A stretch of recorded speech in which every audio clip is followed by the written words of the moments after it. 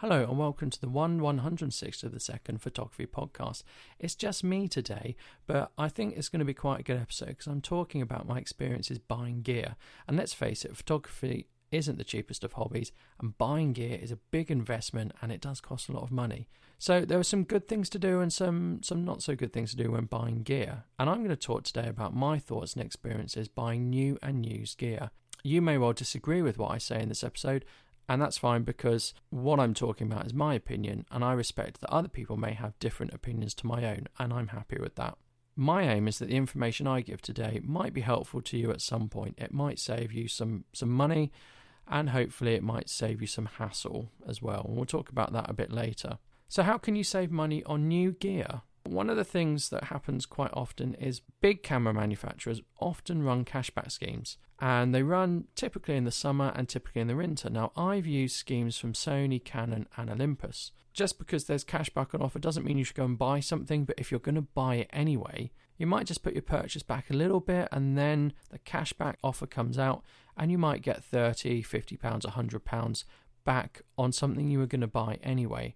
And that's really good. So typically you buy the item, either a camera, a flash or a lens, from a authorized retailer. That can be online, someone like Amazon, that can be someone like John Lewis in the UK, and then you apply through a website to have cash given back to you, and there's normally some processing time. So it's worth checking the small print for which retailers are eligible for the cashback. I've always found Amazon is listed, but you can't use Amazon third-party sellers.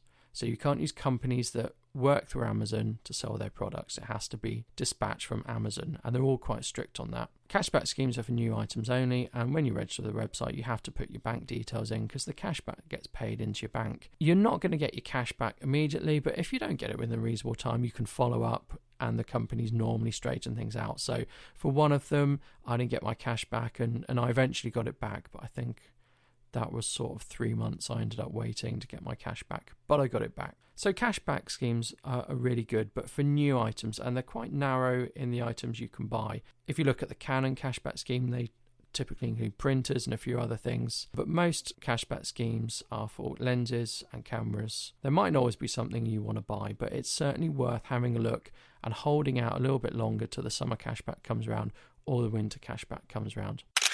Now, prices of new items will fall, and prices will fall when a new model comes out. In fact, prices can fall when a new model is announced. So if we think about the Canon 90D, if that were ever announced, and I don't know if it has been announced, then the prices of a new Canon 80D would drop in price, and the prices of a used Canon 80D would drop in price. Also, previous incarnations of the model would also drop in their value. So if a Canon 90D was announced, yes, the 80D would drop in price, but the 70D and the 60D would drop in price as well. Now, you can't currently buy those new. It would be their used prices that drop. If you have your eye on a specific camera and a new model has come out, that's a good time to buy it because the price is going to drop. If you have your eye on a new model, one of the most recent ones that's come out, have a look at if a previous model is good enough because it will be cheaper. Sometimes there's very little difference between the new model and the one it's replacing. Sometimes there's a huge difference and it's worth paying the extra just to get the newer model, but sometimes there's not much different. Sometimes there's one or two features you can live without. So do look at older models and do look at used, and I'll talk a bit about used later.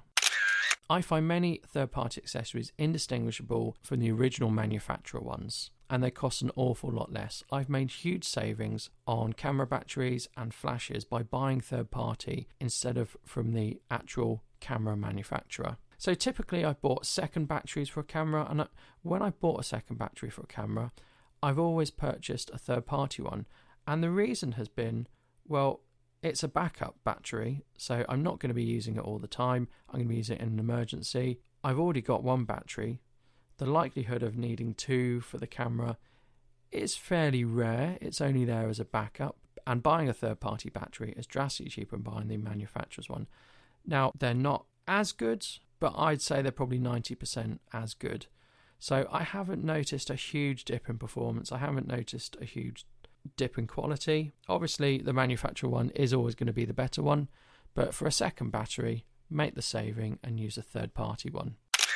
Flashes. Now, flashes are a bit different to batteries. I've purchased many Yongnuo flashes for my Canon system. I've never bought an official Canon flash, so I can't actually compare the two. But after using Yongnuos for years and using the different models in the Yongnuo range, so my Yongnuo flashes, some of them have TTL, some of them have high-speed sync, some of them can do rear curtain sync. They work fine, they flash, the recycle time is good. I don't really need anything more, so I think I bought my Yongnuo, my top-of-the-range Yongnuo one a few years ago for £80.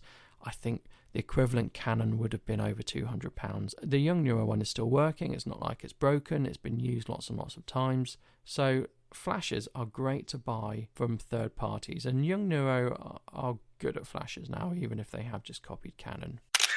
So I'm going to talk now about where to buy your items from.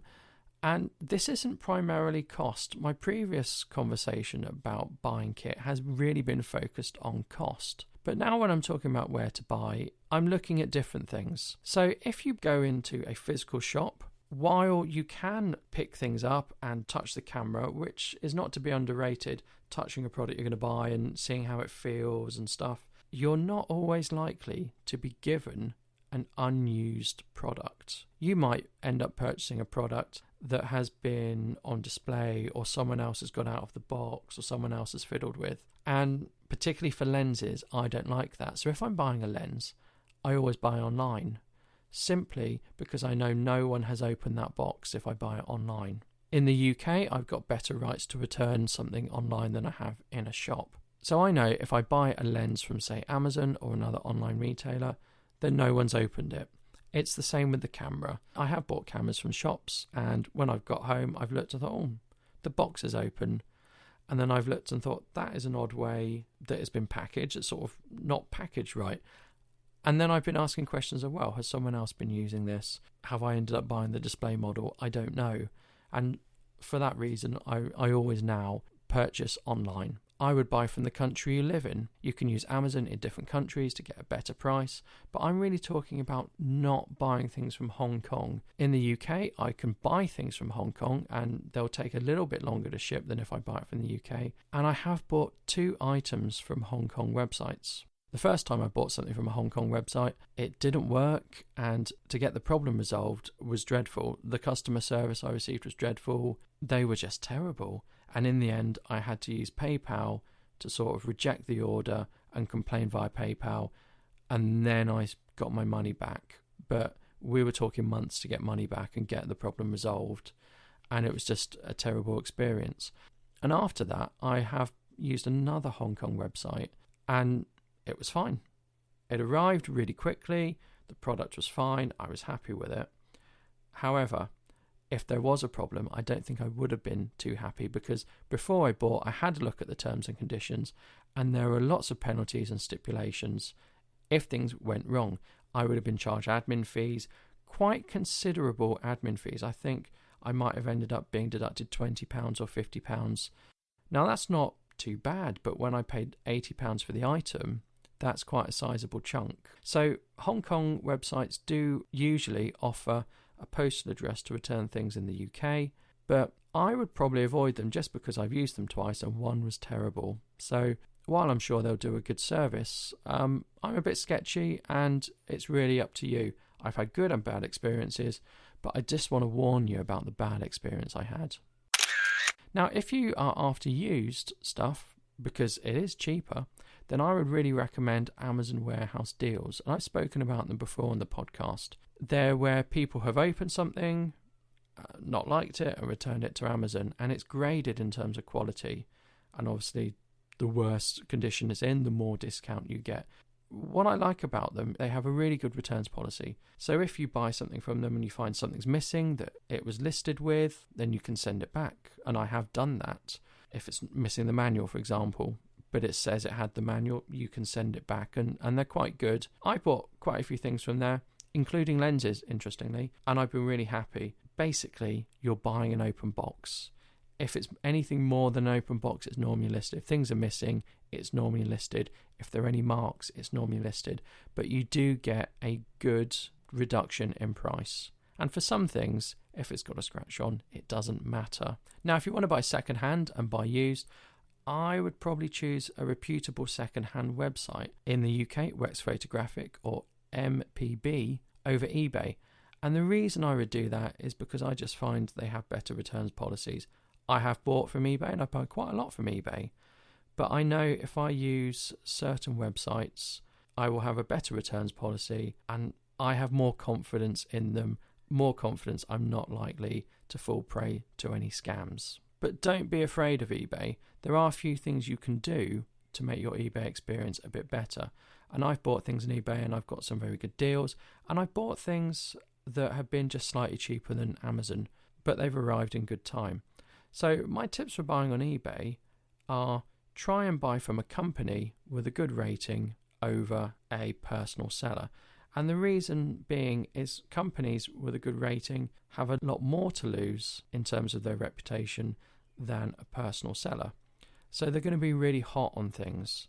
Most companies will have a returns policy. So if you don't like it, you can return it and you can get your money back. Don't be afraid of asking questions of the seller. It's better to know things before you buy than find out once you bought them. Now that works both ways. I've had potential buyers ask me numerous questions and I found it quite annoying, in all honesty, but I appreciate why they're asking. So I sold a Fuji X100 and I had someone asking me about the sticky aperture blade problem. Now, I never heard of the sticky aperture blade problem until I looked it up, and I looked it up because someone asked me about it. If I never had it, probably the camera was fine, but I looked it up and I had to go through looking at the serial number and all these things. Did I have the original receipt was another question I was asked. So I went back to the buyer, potential buyer, because they didn't buy it in the end. I gave them the serial number. I told them I didn't have the original receipt because Fuji would actually fix it if you had the original receipt. So I can see why he was asking. That particular potential buyer decided not to buy. And actually, I would rather he knew those things before buying than bought my camera and then was unhappy because he suspected it might have sticky aperture blades. Don't forget as well, you can haggle if you want to. That's obviously going to work better in a physical shop rather than the online world, but you can haggle. I wouldn't be an idiot about it. I've haggled before and I've come off better for it. And in fact, I wouldn't even call it haggling. I would say I've asked for things. So what I've done is I've said, will you give me a discount if I buy two things? So I've bought maybe a camera and I've asked, I'm going to buy a memory card for this, so will you do me a deal on these two? Or I'm buying a camera and a bag. So I'll ask, will you throw them together for this much? And to be honest, that's always worked. I've even got free memory cards and huge discount on things by just asking. The worst someone can say is no, and normally people will oblige it. Don't be an idiot. Don't try and haggle them down further like we see on the UK Apprentice.